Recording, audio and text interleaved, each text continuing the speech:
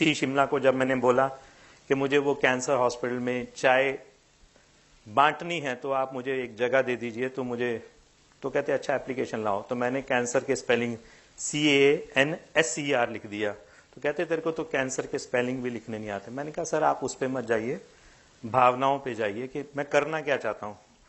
तो वो बहुत गुस्से से मेरी तरफ देख रहे थे कि मैं DC से कैसे बात कर रहा हूं।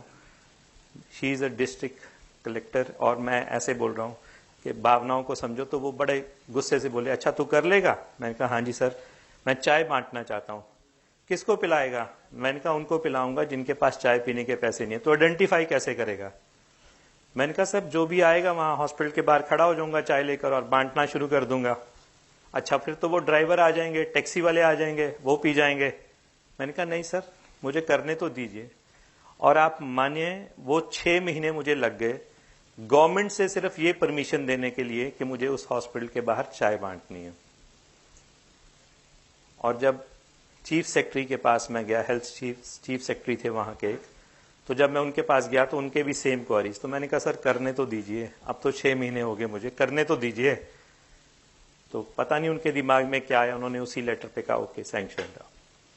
तो मुझे एक बहुत छोटा सा एक कोना 90 स्क्वायर फीट का दे दिया जाए और इसको बनाओ अब।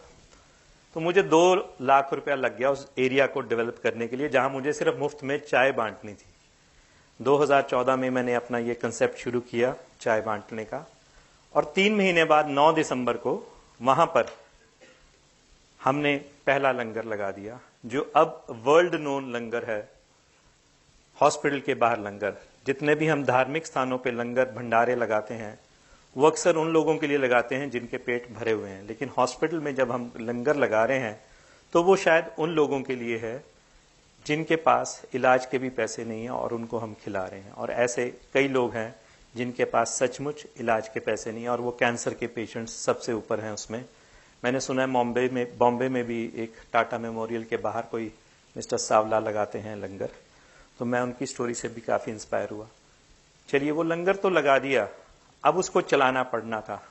तो हमने लोगों को एक आइडिया दिया, बर्थडेज एनिवर्सरीज कोई भी खुशी गमी हमारे साथ मनाइए, हमारे को 3100 रुपीज दीजिए और हम आपका वो कर देंगे ऑर्गेनाइज। हमने ये शुरू करते करते उस लंगर को आज इस मुकाम पर पहुंचा दिया है कि आज हम उस लंगर पे सारा दिन चाय, बिस्किट, ब्रेड, दलिया, फ्रूट, सूप, दिन का खाना, रात का खाना लगभग 2000 लोगों के लिए दे रहे हैं। और 45,000 रुपया हमारा रोज का खर्चा उस लंगर को लगाने के लिए आता है। और उस लंगर में पेशेंट्स, अटेंडेंट्स जो पूरे हिमाचल से आते हैं उनको हम खाना खिला रहे हैं। साथ ही के साथ शिमला में बर्फ बहुत पड़ती है, सर्दी बहुत होती है, हम उनको 2-2 ब्लैंकेट्स और एक मैट्रेस भी देते हैं कि वो हॉस्पिटल में कहीं भी जाकर सो जाएं। और हमारा एक बहुत ही यूनिक कंसेप्ट चला जब हमने वो लंगर लगाया 2014 में। तो कुछ कैंसर पेशेंट्स को, क्योंकि 90 स्क्वायर फीट जगह थी, रोटी बना नहीं सकते थे, तो हमें रोटियों की आवश्यकता हुई। तो हमने छोटे छोटे रोटी बैंक्स खोले। आज हमारे शिमला में 23 रोटी बैंक हैं जिसमें हर हफ्ते 20,000 रोटियां हम इकट्ठी करते हैं। और हमने बच्चों को एक बड़ा यूनिक सा आइडिया दिया, अगर आप भी बॉम्बे में कहीं भी इंस्पायर होकर लंगर लगाना चाहें तो आप भी लगा सकते हैं। जितने भी स्कूल हैं उन बच्चों को बोलिए अपने लंच के साथ सिर्फ एक रोटी लेकर आए और अपनी एक कलेक्शन टीम बना लीजिए। और उस कलेक्शन टीम का यही काम होगा कि वो रोटियों को इकट्ठा करे। अब शिमला में 1800 बच्चों का एक स्कूल पकड़ा, एक 1900 बच्चों का, एक 700 का, एक 800 का, एक 900 का।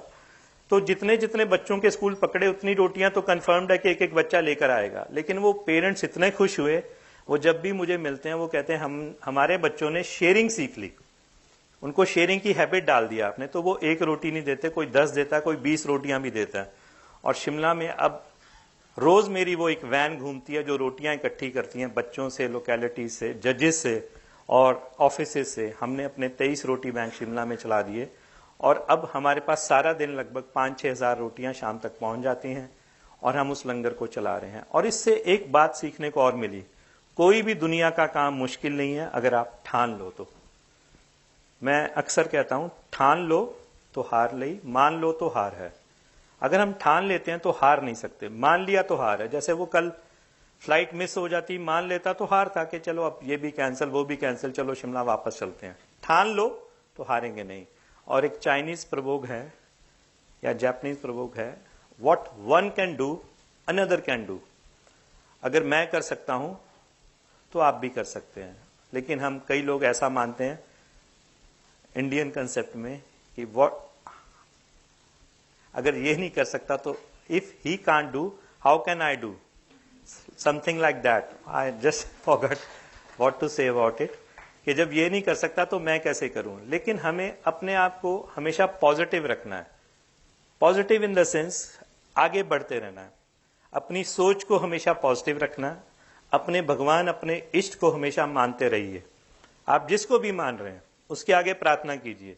लेकिन ये सो कॉल्ड जितने हमने लिविंग धर्म गुरुज बना लिए हैं, ये हमें कहीं और ही लेकर जा रहे हैं, ये हमें अपने रास्ते से भटका रहे हैं। हम इनका रास्ता छोड़ें, अपने भगवान के साथ जुड़ें, और अगर अपने भगवान के साथ जुड़ते हैं, उसके आगे अरदास करते हैं, प्रार्थना करते हैं, तो मेरा ये मानना है कि कोई भी काम मुश्किल नहीं है। अब वो रोटी बैंक्स का इतना बड़ा फायदा हो गया कि अब वो बच्चे स्कूल प्रिंसिपल्स मुझे कह रहे हैं कि अब आप ना इन बच्चों को रेंडमली उस लंगर में भी ले जाओ, इनको दिखाओ what is the real pain. And every week, so many convent, big schools of Shimla are coming to that langar to see the real pain. They are doing the seva, they are doing the charity. And so many kids, after seeing my videos on the YouTube, on Google, typing my name, Sarabjit Singh Bobby, and are asking me that they want to drive the funeral van. So many children are saying कि हम भी चलाना चाहते हैं, आप हमें भी मौका दीजिए। मैंने कहा बच्चे डर नहीं लगेगा? कहते जब आपका कुछ नहीं हुआ तो हमारा क्या होगा, हमें भी भूत नहीं खाएगा। तो मैं अक्सर कहता हूं मेरे साथ वो 5-7 हजार डेड बॉडीज की आत्माएं हमेशा चलती हैं, तो मेरे से डरो। कहते नहीं अंकल, हम आपसे डर नहीं लगता। तो वो आत्माएं अब हमारे अंदर भी आ गई हैं, हम भी वो डेड बॉडी वैन को चलाएंगे। और जब वो हम मुझे रोटियां देकर जाते हैं तो मैं आपको बता नहीं सकता उनको लेने वालों की भीड़ कैसे खड़ी है, कितनी गरीबी है हॉस्पिटल में। पूरा पैसा उनका खत्म हो जाता है इलाज करवाते हुए, उनके पास कोई पैसा नहीं बचता। और वो जब शाम को हम लंगर में रोटियां बांटते हैं, जो सुबह 7 बजे बच्चों ने अपने स्कूल से लाई होती है, तो शाम के 7 बजे भी उन रोटियों को लेने के लिए लाइन लगी होती है कि कल सुबह हम चाय के साथ खाएंगे। कितने गरीब पेशेंट्स हैं, 3rd या 4th स्टेज में हमारे उस कैंसर हॉस्पिटल में आ रहे हैं। और कितने ही मासूम बच्चे पिछले 4 सालों में मेरे सामने वहां पर मर गए हैं। और जब वो मरते हैं तो उनके पेरेंट्स वहां पर, मैं आपको बता नहीं सकता कितने भावनात्मक तरीके से हमारे साथ जुड़ जाते हैं। अभी भी पिछले हफ्ते कोई एक पेरेंट आया हुआ था जिसका पिछले साल बच्चा मर गया। वो मेरे लिए अपने गांव से जो पहली फसल होती है वो राजमा लेकर आया और देसी घी लेकर आया कि ये आप अपने घर ले जाइएगा, आपने 1 साल हमारी बहुत सेवा की। भावना ये नहीं थी कि वो मेरे लिए क्या लेकर आया था, भावना ये थी कि उसको उस लंगर में कितनी इंस्पायरिंग चीजें मिली कि हम निस्वार्थ भाव से उस लोगों की सेवा कर रहे हैं जिनको हम जानते तक नहीं। सेवा के असली मायने वही हैं, जब हम सेवा करते हैं तो केवल मानवता की सेवा करें, ह्यूमैनिटी की सेवा करें। पर्टिकुलर एक रिलीजन की सिर्फ अपने लोगों की सेवा ना करें, सबकी सेवा अगर करेंगे तभी हमारा इस जीवन में आने का उद्देश्य पूरा होगा।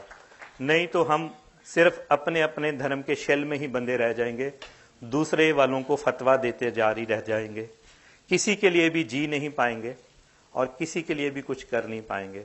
अगर मानवता की सच्ची सेवा करनी है तो ह्यूमैनिटी की सेवा सबसे बड़ी सेवा है। Humanity is the biggest religion, serve it if you can. Thank you so much.